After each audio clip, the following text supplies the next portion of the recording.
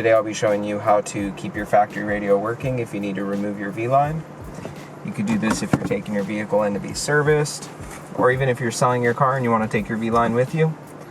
You'll notice once you unplug the VLine connectors, in this vehicle, which is a 2018 Lexus RX 350, the screen is just going to turn purple. What we're going to do is put a bypass connector on the 20 pin and a bypass connector on the display cable.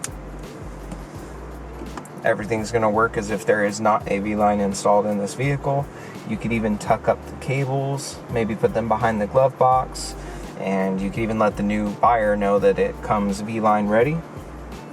That means all they would have to do is disconnect bypass connector 1, bypass connector 2,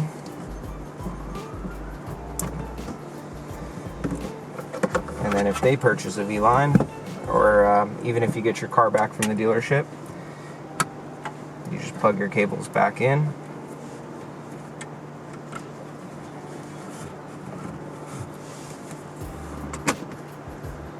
In this vehicle, we switch to the aux source.